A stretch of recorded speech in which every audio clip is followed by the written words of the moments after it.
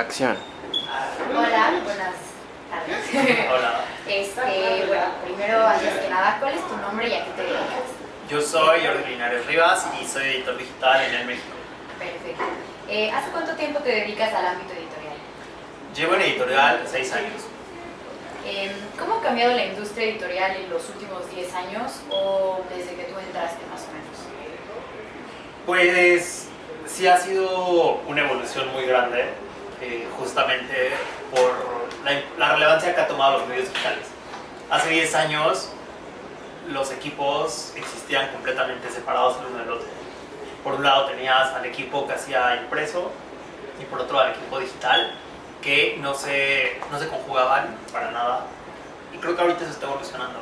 De hecho, seguimos en esa etapa de transición. Hay muchas publicaciones en donde siguen viviendo en universos diferentes y la gente que hace impreso no tiene interés por digital y la gente que hace digital no tiene voz ni voto en la parte impresa, que creo que es un gran error. Y las grandes redacciones y las... Bueno, ahorita va a tocar otro punto importante, es que decir las revistas, pero ya es un error llamarlo así. Las marcas que hacen contenidos están evolucionando hacia redacciones integradas.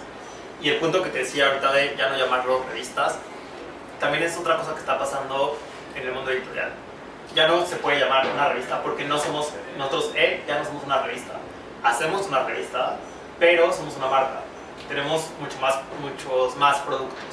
Tenemos bajo el nombre de él la revista, un podcast, nuestro sitio, nuestras redes sociales, eventos como el Working Girls Day, México Diseña by él. Es la evolución que ha tenido que tomar este medio. Por eso ves el nombre de los medios en más cosas, no precisamente en un producto impreso. Perfecto.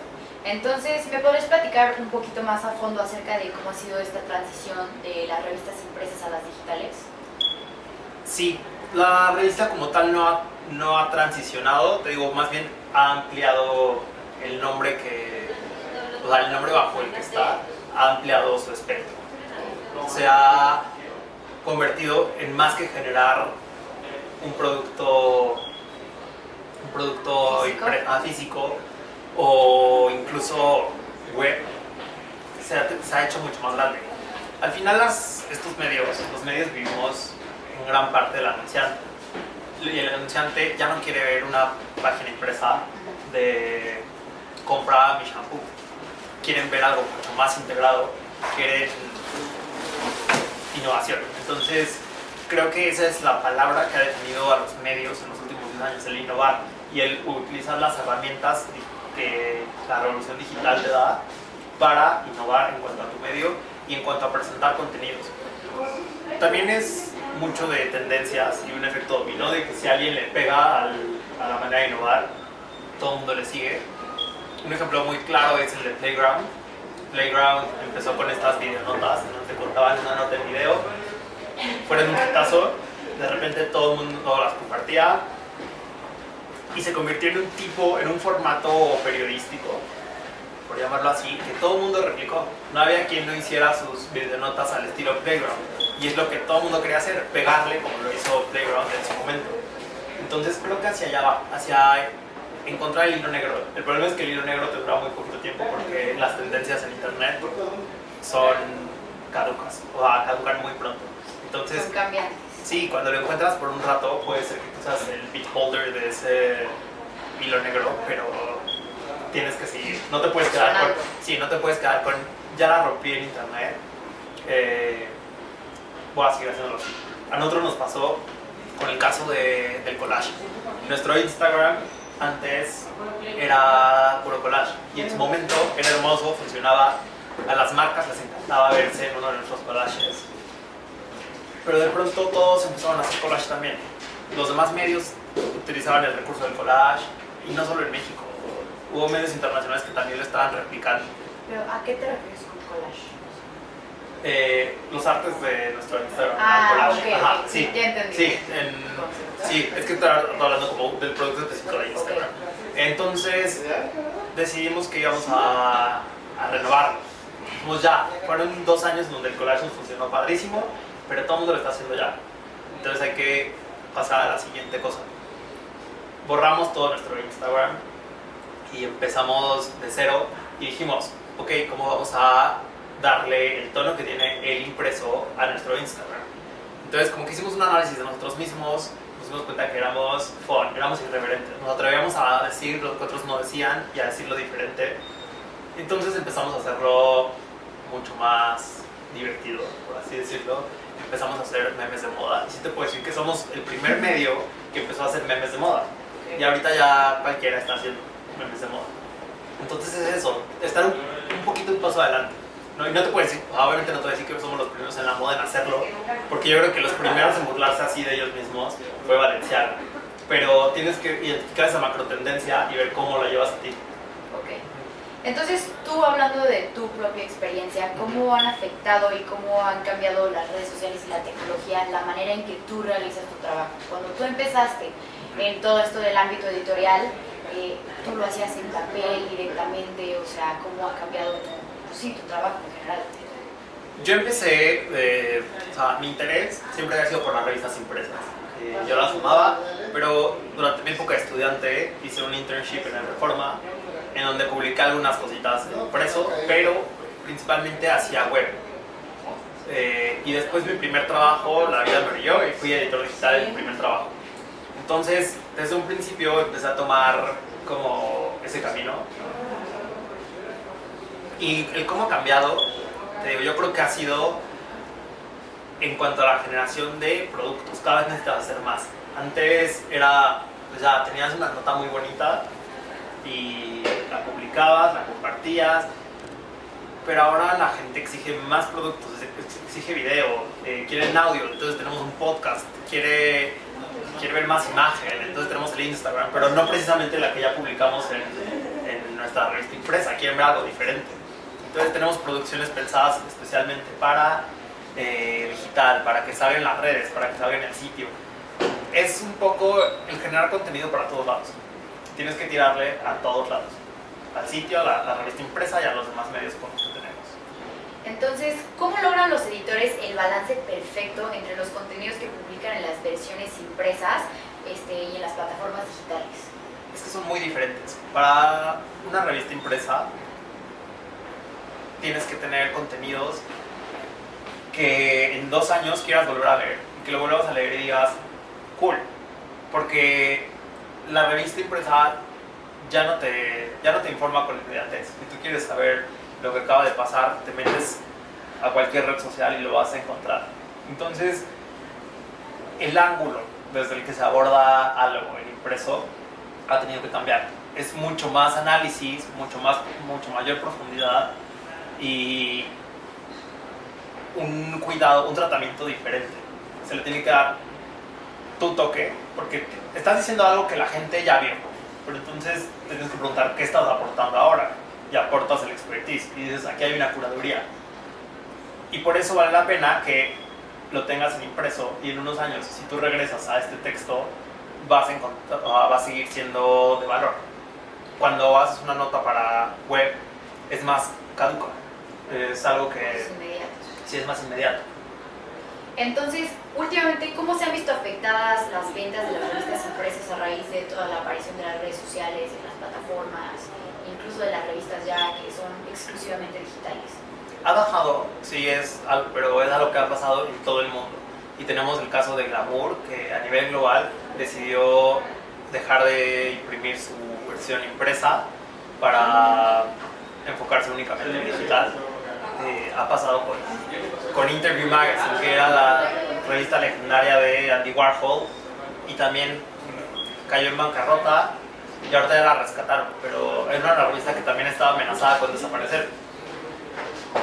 Lo que creo que está pasando, no va a desaparecer impreso, eso es una de las preguntas que también siempre se hacen, si print is dead, no.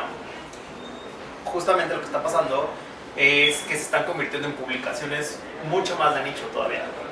Si de por sí ya hablar de una publicación de moda era de nicho, hablar de una publicación de moda en 2019, bueno, en la década de los 2020 que estamos entrando ya, va a ser hablar de un objeto más de deseo, de culto, que se está convirtiendo en coffee table books. También muchas revistas lo que hacen es que tienen ediciones ya trimestrales. ya no mensuales.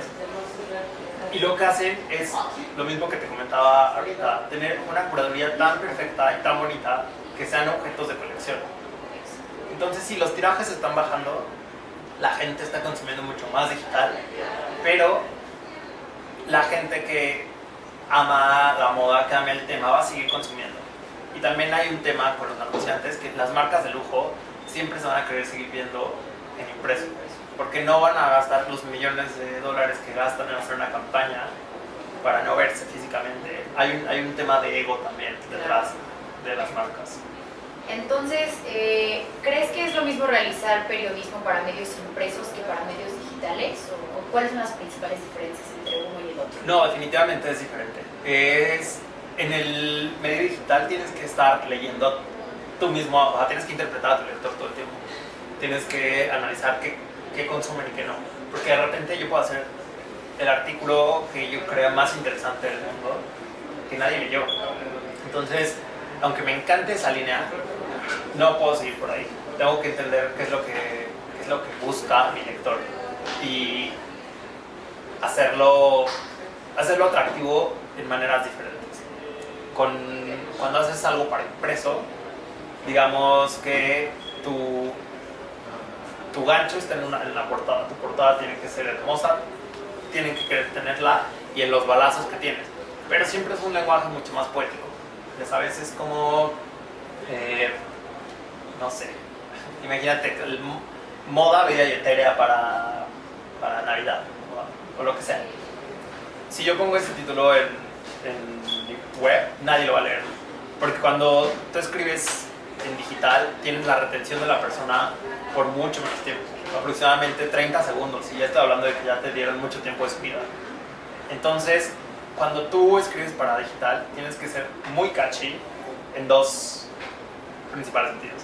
Que la imagen que tienes de portada de tu nota sea llamativa y que tu titular sea llamativo, pero también el lector tiene que saber qué va a encontrar cuando dé clic a esa nota.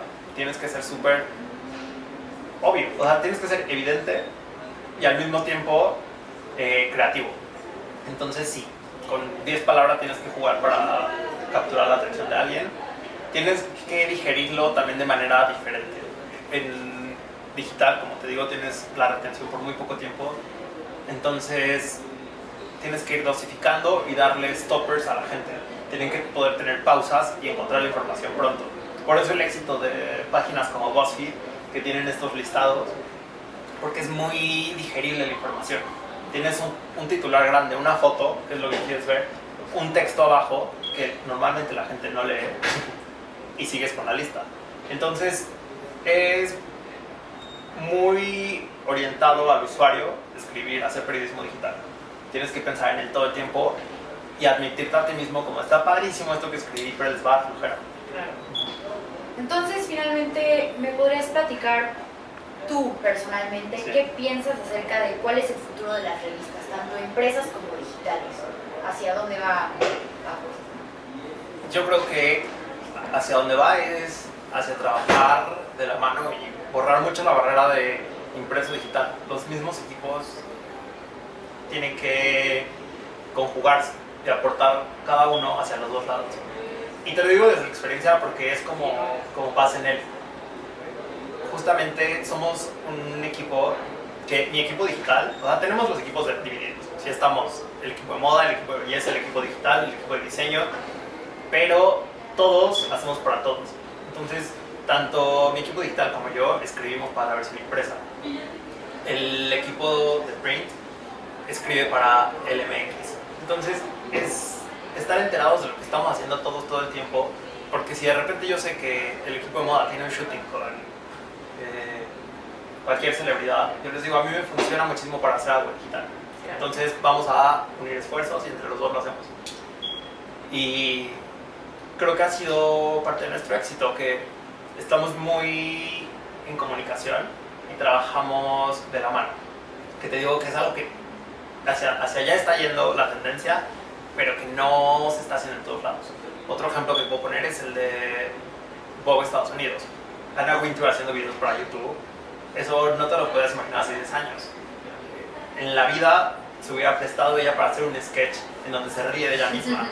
o ahora que contesta todo el de Ask Anna, se dio cuenta que tenía que entrarle. Y ella, como la figura más representativa de la revista, tiene que entrarle también. Si quiere seguir, sí, justamente, si quiere seguir navegando en esa dirección, le tiene que entrar. Y lo ha hecho, bastante bien. Ese es un ejemplo de cómo se ha integrado la redacción y hacia dónde va. Ok, entonces ya para concluir, me gustaría que tú me dijeras en dónde ves a la revista Elle en 10 años y dónde te gustaría que estuviera. O sea, no sé, te gustaría que siguiera la versión impresa, que cómo te gustaría que leyera, que la plataforma se modificara, que lo leyeran más en internet, en físico. ¿Dónde la ves? ¿Cómo te gustaría que estuviera? En 10 años la veo como líder digital, o sea, completamente marcando una pauta sobre cómo hacer contenidos digitales en México, y claro que con la versión impresa también. Digo que no creo que sea algo que se vaya a extinguir y que se convierte cada vez más en un objeto de culto. Entonces la veo ahí, y donde quisiéramos estar como los líderes de contenidos digitales. La verdad es que creo que nos tienen, la gente que es seguidora de la revista, como muy fiel, nos tienen perfectamente bien identificados por ser un estilo diferente y por tener un acercamiento diferente a la moda. Menos serio, pero siempre preciso, ya sabes. No, el decir que somos menos serios no quiere decir que seamos menos profesionales o menos expertos en moda, porque al final todo ese análisis, todo ese input existe en la revista. La cosa es que sabemos comunicarlo como si te lo contara un amigo. En ese punto somos más frescos. Ok, pues creo que eso ha sido todo y muchísimas gracias por tu tiempo. Gracias a ti. Gracias.